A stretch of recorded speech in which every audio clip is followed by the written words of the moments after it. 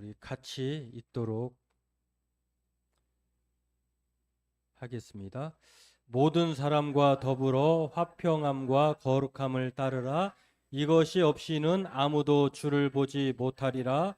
너희는 하나님의 은혜에 이르지 못하는 자가 없도록 하고 또 그 쓴 뿌리가 나서 괴롭게 하여 많은 사람이 이로 말미암아 더럽게 되지 않게 하며 음행하는 자와 혹 한 그릇 음식을 위하여 장자의 명분을 판 에서와 같이 망명된 자가 없도록 하라. 너희가 아는 바와 같이 그가 후에 축복을 이어받으려고 눈물을 흘리며 구하되 버림바가 되어 회개할 기회를 얻지 못하였느니라. 아멘. 지금 한국 사회뿐만 아니라 우리가 온 세계 전 세계를 돌아보면 떠오르는 단어들이 있습니다. 뭐 좋은 느낌, 좋은 단어에 가 떠오르기보다는 우리가 저와 동일하게 여러분도 생각하듯이 반목, 갈등, 불화, 혐오, 차별, 독선과 대결, 전쟁 이런 단어들이 떠오를 것입니다. 물론 역사가 시작된 이래로 구체적으로 말하면 아담과 하와가 타락한 이후로 이러한 단어들은 우리 줄곧 우리 인생에 뗄래야 뗄 수 없는 그러한 따라오는 그러한 단어라고도 볼 수가 있겠는데요. 그러한 면에서 오늘 본문은 다음 시간까지 두 번의 시간에 걸쳐서 다른 주제로 말씀을 할 것입니다만 이 정말 우리가 숙고해 보아야 할 우리가 따라야 할 말씀이 아닌가 하는 생각을 갖게 됩니다.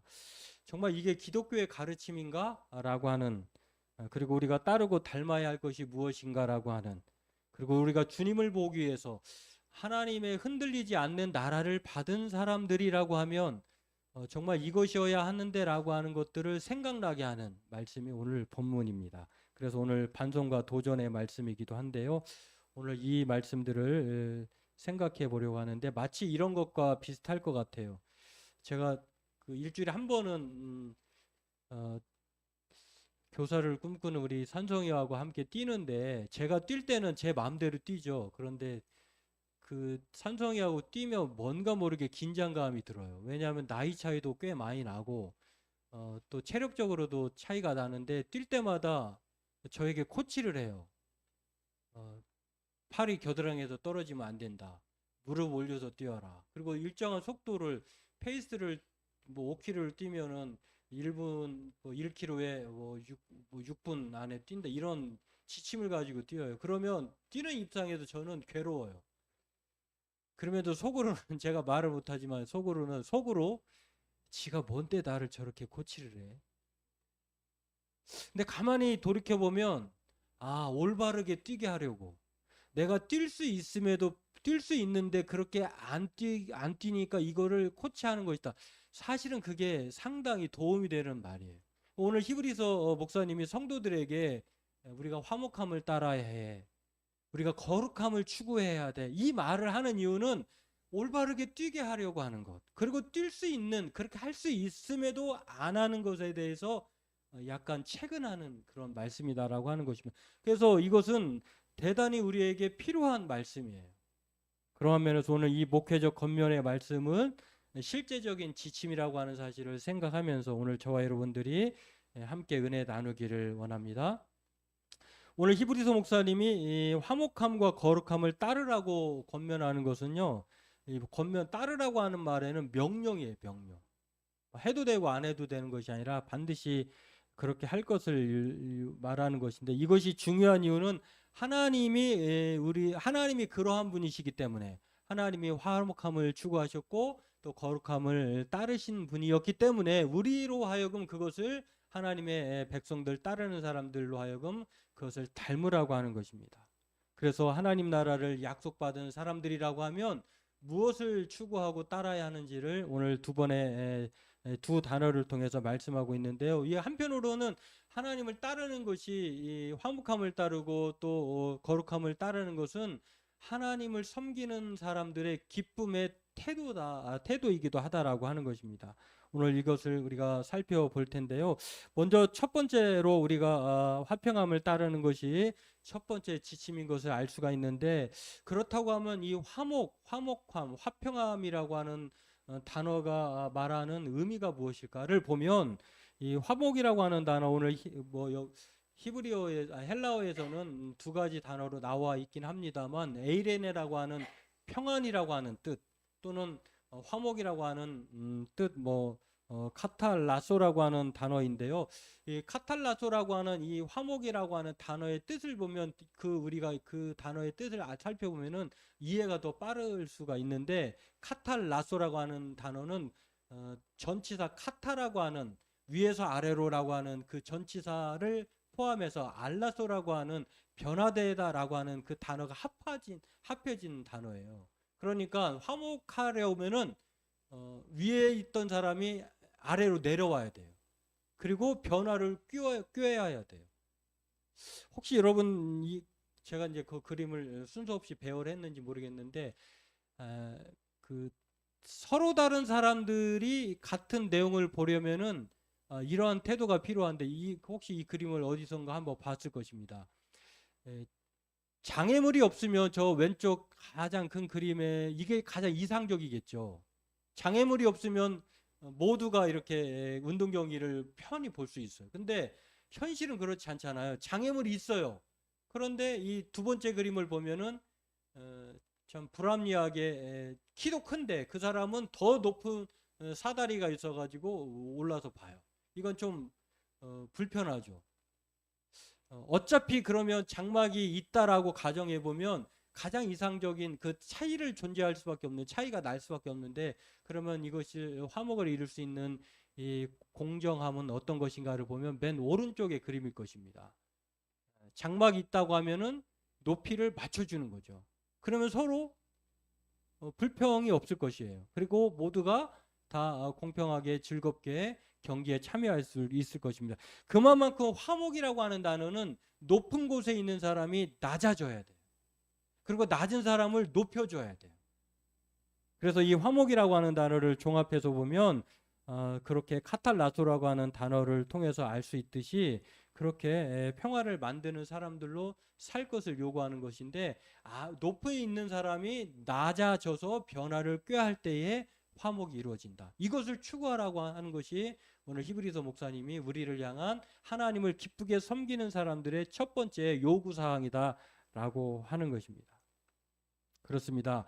화목을 따르라고 하는 것은요, 곧 예수님께서 만드신 평화를 따르는 것이는 것을 우리가 알 수가 있는데, 예수님께서 골로새서 1장 20절에 나와 있는 것처럼 그의 십자가의 피로 화평을 이루사라고 하는 말씀이 있어요. 그러니까 예수님께서 우리보다 높으신 하나님과 같으신 분 아니겠습니까? 그런데 그 높이 계신 하나님이신 예수님께서 이 땅에 인간의 몸을 입고 오셔서 낮아진 거예요. 높이 계셨던 분이 낮은 자의 모습으로 오셔서 자기가 십자가에 죽으심으로 화평을 우리에게 이루어 주셨다라고 하는 것입니다. 그래서 만물 곧 땅에 있는 것들이나 하늘에 있는 것들이 그로 말미암아 자기와 화목하게 되기를 기뻐하셨다라고 하는 것입니다. 예수님께서 높이 계신 분이 이 땅에 인간으로 오셔서 십자가의 피로 죽지 않은 이상 하나님과 우리 사이는 화목할 수가 없어요. 근데 그런 분이신 예수님께서 그렇게 하심으로 화평이 이루어졌다라고 하는 것입니다. 그래서 성경은 이 땅에 예수님 오신 목적이 바로 화목함을 이루기 위해 오셨다. 그래서 하늘에서는 땅에서는 하나님의 백성들에게 임하는 평화라고 하는, 예수님이 오셨을 때 천사들이 외쳤던 말이, 하늘에서는 하나님의 기쁨이요 하나님께 영광이요 땅에서는 그 기뻐하심을 입은 자들의 평화로다라고 하는 분이 바로 예수님이다라고 하는 것입니다. 그래서 화평은요, 다른 말로 평화, 평안, 화평, 평화, 평안 다 같은 말이, 같은 의미예요. 하나님께서 이 땅에 펼치신 하나님의 기쁨이자 우리를 위한 프로젝트가 바로 화평이다라고 하는 것입니다. 그래서 요한일서 4장 10절에도 보면은 예수님께서 우리에게 오셨을 때 화목제물로 오셨다. 누가복음 2장 4절에도 지극히 높은 곳에는 하나님께 영광이고 땅에서는 그 기뻐하심을 입은 자들의 평화로다, 이렇게 말씀하고 있는 것을 볼 수가 있는데, 또한 이 화평함을 따르라고 하는 것은 저와 여러분들에게 공통적으로 주신, 하나님이 우리에게 주신 직무라고 하는 것을 알 수가 있습니다. 고린도후서 5장 18절에 이렇게 볼 수가 있는데요. 모든 것이 하나님께로부터 났으며 그가 그리스도로 말미암아 우리를 자기와 화목하게 하시고 또 우리에게 화목하게 하는 직분을 주셨으니, 예수님이 이 땅에 오셔서, 하나님께서 이 땅에 예수님을 보내셔서 화목케 하셨을 뿐만 아니라 저와 여러분들에게, 예수님을 따르는 저와 여러분들에게 예수님처럼 화목하게 하는 직무를 주셨다라고 하는 것입니다. 여러분들이 한번 들어보셨을 이야기일 수도 있는데요. 어떤 사람이 청소업체에게 자기 집을 청소해달라고 의뢰를 했어요. 그랬는데 청소업체에서 어떤 청소 가사 도우미를 보내셨는데, 이분이 질병이 좀 있었던 것 같아요. 당이 좀 있으셨는데 일을 하다가 갑자기 당이 확 떨어진 것을 느껴서 냉장고를 열어보니까 양갱이 있었던 거예요. 그래서 5개 중에 1개를 당이 떨어져서 이렇게 좀, 이거 사실 저게 일본에서 비싸게 팔리는 일본 토라야 양갱이라고 해요. 또 5개에 35,000원, 한 팩인데 저 한 팩이 35,000원. 그러니까 뭐 7,000원 정도 되나요? 하나에? 그러니까 1개를 드신 거예요.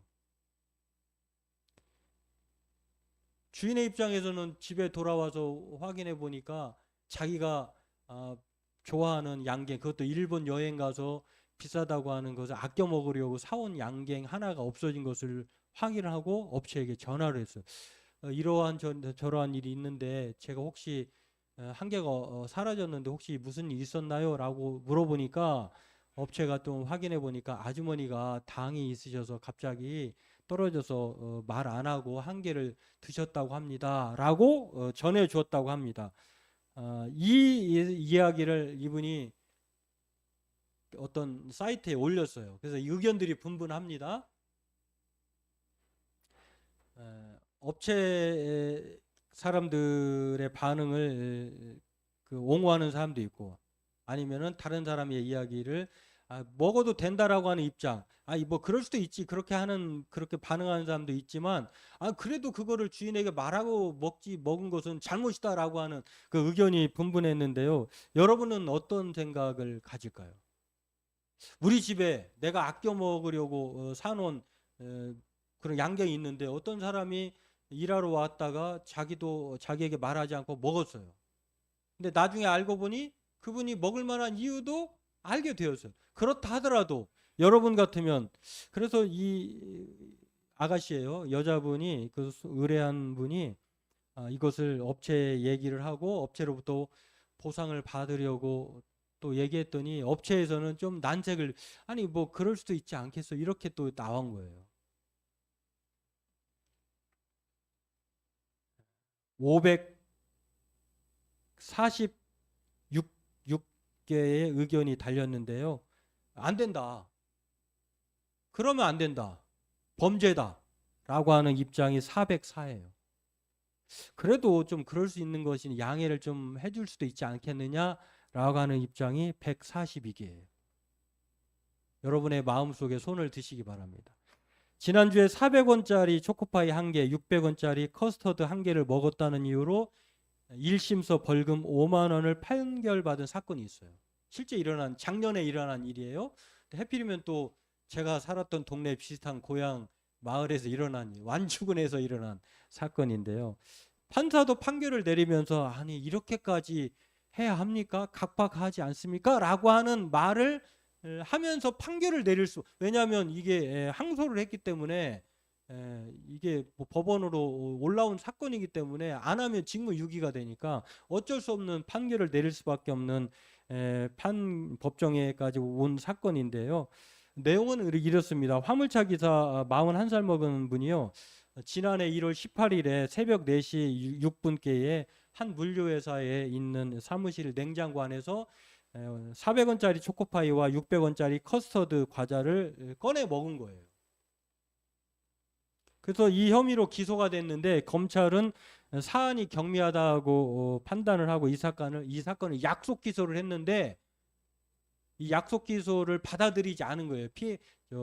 피의자로 입건된 사람이 꺼내먹은 기사가 이거를 수용을 안 한 거예요. 아니 내가 이거 뭐 먹었다고 해서 무슨 큰 범죄가 됩니까? 이렇게 해서 무죄를 주장하면서 정식 재판을 청구한 거예요. 그러니까 그렇게 안 했으면은 약속 기소를 끝날 일인데 이분의 입장에서는 좀 억울하다고 생각을 했던 것 같아요. 그래서 이 기사님이 평소에 동료 화물 기사들이 냉장고 간식을 꺼내 먹었고 또 가져다 먹어도 된다고 하는 말도 들었고 그래서 꺼내 먹은 것인데 무슨 이게 범죄 행위냐라고 생각을 한 거죠. 그런데 회사 입장은 다른 거예요. 기사가 출입할 수 있는 사무실 안쪽이었고 그리고 간식을 지금 말을 하면 먹고 싶어요 하면은 가져다 줬다는 거예요. 그런데 그러지 않고 말도 하지 않고 사무실에 들어왔고 꺼내주지 않은 그것을 자기가 꺼내 먹었기 때문에 범죄라는 거예요. 이 정도면 좀 한번 어떻게 해보자는 것 아니겠습니까? 참 화물차 기사나 화물차 기사를 고용한 회사나 각박하기 그지가 없죠. 이게 정말 법정으로 갈 그런 싸움의 소재일까요? 뭐 이런 분들은 세상 사람들이라고 쳐요. 그러면 그리스도인들 사이에서 이런 일들은 없을까? 그렇지 않죠. 기독교인들이라고 다를까? 2011년도 이야기입니다 합니다만 또 제가 아는 분의 친한 분이 이런 말을 아내는 신앙생활을 하고 시집을 갔어요. 그리고 시댁은 교회를 안 다녀요. 근데 시댁에 만난 남편으로 만난 사람이 경찰관이에요. 근데 신앙을 갖고 싶어 하지 않아요. 그 이유가 뭐냐라고 물어보니까 경찰서에 근무하는 남편인데요. 경찰서에 근무하다 보니까 교인들이 그렇게 경찰서를 자주 온대요. 그래서 교회를 자기는 기독교 신앙 안 가고 싶대요. 실제 들었던 이야기예요. 참으로 세상은 이렇게 각박해졌는데 그러면 그리스도인 사이에 그런 소송과 이런 분쟁과 다툼의 문제가 없을까? 그렇지 않다는 것입니다. 2011년도 이야기이긴 한데요. 법정 소송의 20% 교회나 교인의 관련 소송 이야기라고. 그러니까 모든 법정에서 벌어지는 20% 이야기가 교회와 교인들에 관련되는 소송의 이야기다라고 하는 2006년도 이야기니까 제가 볼 때는 시간이 흐르고 또 상황이 좀 여러 가지로 복잡해져서 더하면 더했지 덜하진 않을 거라는 생각을 합니다. 전체 민사소송 379만여 건 가운데 69만여 건이 교회 또는 교인 관련 소송으로 그렇게 밝혀졌다고 합니다. 이것은 김상원 전 대법원장을 지냈던 분이 교회 갱신협회 영성 수련회에서 말한 자료에 근거한 이야기예요. 교회와 교인 간의 불화와 분쟁 갈등이 하루가 멀다 하고 일어난다는 거예요. 거기에는 여러 가지 재정적인 문제 또는 담임 목사를 둘러싸고 일어나는 문제 또 기타 교회가 또 이웃과의 그런 소송의 문제 여러 가지 다양한 문제가 있겠죠.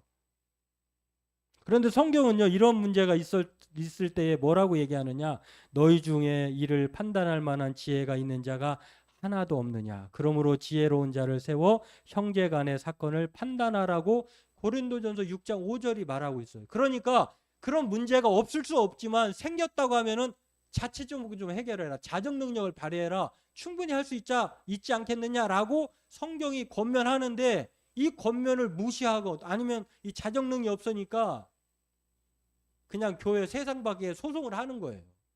당신들이 우리를 판단해 주세요. 이렇게 말을 하는 거예요. 참 어떻게 보면 좀 안타까운 일이에요. 아니 그 정도로 성도 간에 화목할 만한 그러한 여지가 없을까? 서로 그렇게 주 안에서 하나 되었다라고 하고 주 안에 형제자매라고 말을 하는데 꼭 그렇게 생판 모르는 세상 법정에 호소해야 할까? 그런 문제가 생긴다고 하면은 둘 중에 하나가 아까도 말한 화목이라고 한 단어가 있는 것처럼 예수님이 높은 곳에서 낮은 곳에 오셔서 변화를 도모했잖아요.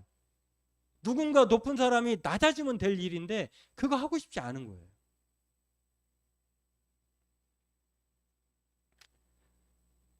화목이라고 하는 단어를 잊어버린 지 기독교는 오래되었다라고 하는 것입니다. 누군가 높은 위치에 있는 사람이 낮은 곳에서 내려와서 그렇게 변화를 추구하면 될 일을 하고 싶지 않은 거예요.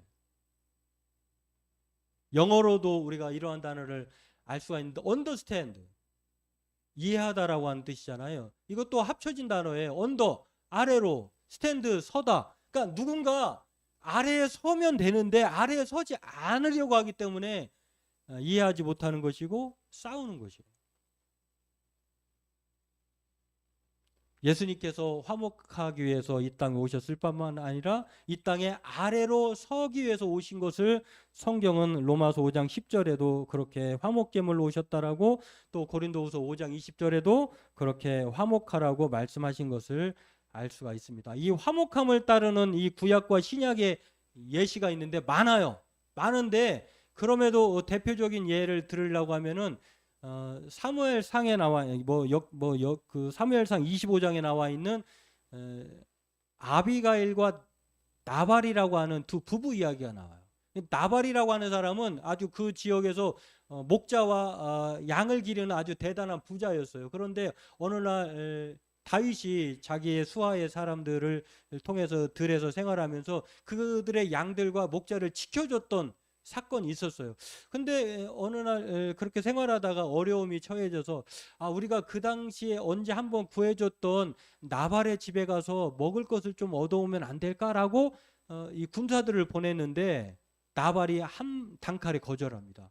아니 당신들이 뭘 해줬다고, 필요 없습니다라고 이렇게 보내버렸어요. 그러니까 냉정하게 거절해버렸어요. 근데 그 소식을 듣고 다윗이 화가 나죠. 그래가지고 이 나발을 쳐버려야 되겠다 해가지고, 아니 은혜도 모르는 사람을 살려둬서는 안 되지라고 하면서, 그리고 그들에게 요구한 것이 뭐 엄청난 것이 아니에요. 다윗이 요구한 것은 목자와 양들을 지켜준 대가인데 떡 200덩이, 뭐 600명이 넘는 군사니까, 그다음에 포도주 2가죽 부대, 그리고 뭐 그런 것들이, 그러니까 충분히 요기를 해결할 수 있는 약간의 그러한 도움을 구한 것인데 나발이 그 은혜를 망각하고 싸움을 걸어온 것이에요.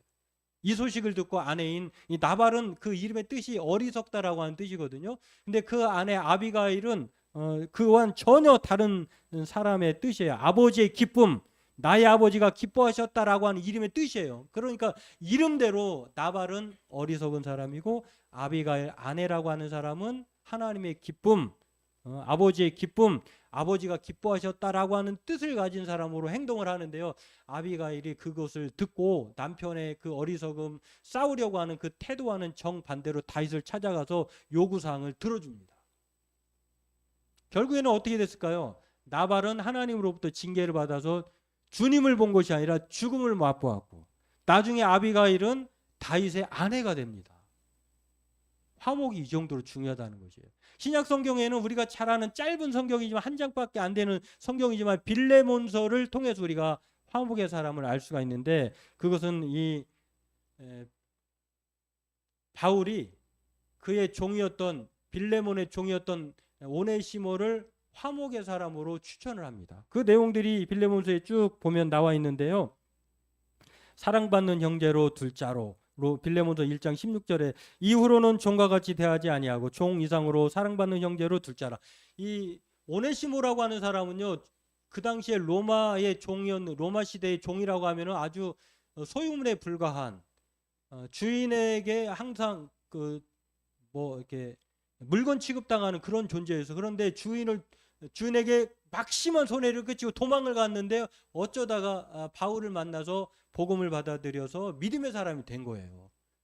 그리고 그 믿음의 사람이 된 오네시모에게 바울이 빌레몬에게 얘 좀 봐줘라.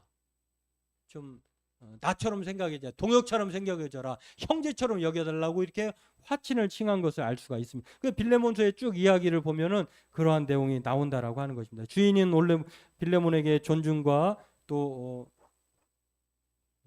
존엄에 대해서 그리고 그리스도인들을 노예처럼 여겼던 그 시대에 아주 엄청난 변혁적인 자세를 요구하고 있는 게 필레몬서 이야기예요.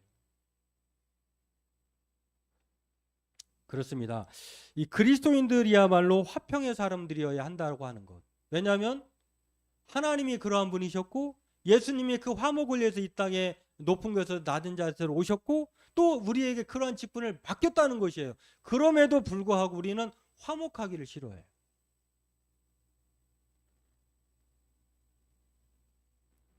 성경은 우리에게 화평함을 추구하라고 오늘 히브리서 목사님이 우리에게 그것을 직분으로 여길 것을 말씀합니다. 사람 있는 곳에서 물론 갈등과 또 뭐 의견 대립과 생각의 차이가 없진 않아요. 교회 내도 마찬가지예요.